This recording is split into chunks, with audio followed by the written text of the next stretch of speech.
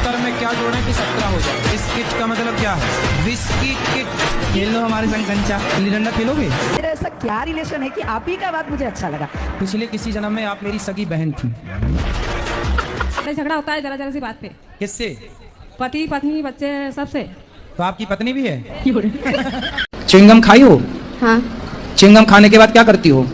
चबा के फेंक देते हैं। चबा के फेंक देते हैं। ऐसे ये दुनिया के लोग तुम्हें भी चबा के फेंक देंगे। बिस्किट का मतलब क्या है? बिस्किट। देखो यार, किसी इंटेलिजेंट आदमी ने कहा था कि देश चुनौतियों से नहीं चूतियों से परेशान है। एंड इसका एक जीता जागता एग्जाम्पल है अनिरुद्ध आचार्य, जो कि कुछ भी ऊट पटांग चीजें अपने भक्तों के सामने बोलते रहते हैं। मैंने महाभारत में या किसी सीरीज में देखा था कि एक साधु कहते हैं कि भक्त में और पागल में बहुत ज्यादा अंतर नहीं होता है। एक दृष्टि से देखो तो भक्त पागल ही होते हैं। क्या सोच के इन बाबाओं को इतनी ज्यादा प्रायोरिटी देते हो, इतना ज्यादा अहमियत देते हो कि भाई ये लोग ही सब कुछ है, कृष्णा का रूप है, आप ही बाप है, आप ही माँ है, आप ही भगवान है। भाई किसी भी इंसान को तुम भगवान कैसे मान सकते हो? भगवान के साथ बिना इंसाफी है कि तुम किसी इंसान को उसके बराबर लाकर खड़ा कर दो, उसके बराबर मानने लगो कि आप तो इसका अवतार है, आप ये हैं वो हैं, जबकि वो सिर्फ और सिर्फ एक नॉर्मल इंसान है भाई। एंड इन बाबाओं की तुम बातें सुनो, 70 में क्या जोड़े कि 17 हो जाए, समझ रहे हो? क्या जोड़े कि 17 हो जाए, एंड फिर अपनी बात को काउंटर करके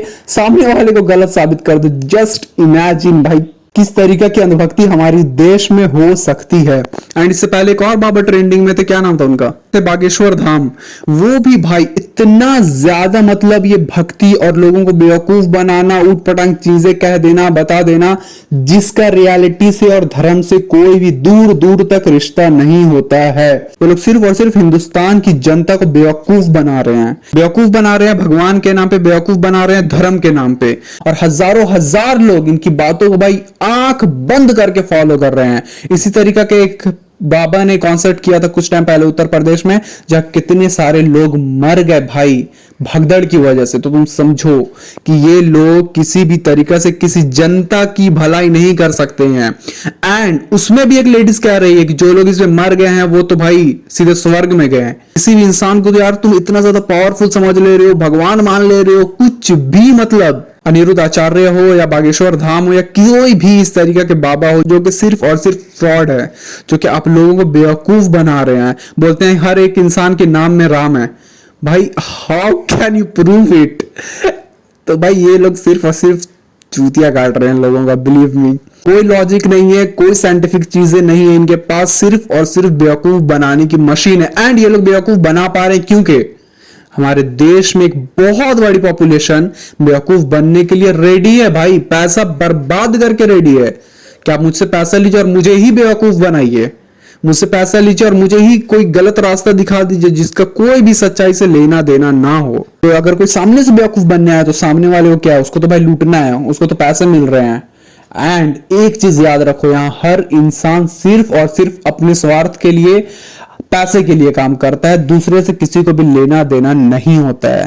तो ये जो अनिरुद्ध आचार्य बाबा है, ये अभी शुभंकर मिश्रा के एक पॉडकास्ट में जाते हैं और वहां बोलते हैं कि, तो वहां पर ये कहते हैं कि भाई गाय को आप गेहूं खिलाइए यार, गेहूं से जो गोबर बनता है उस गोबर को लीजिए और उस गोबर से फिर जो भी थोड़ा बहुत उसमें गेहूं बच जाता है, उस गोबर से गेहूं को निकालो, धो, उसको सुखाइए, उस गेहूं को सुखाइए जो कि गोबर करने के बाद निकला है, एंड फिर उसका रोटी बना के खाइए।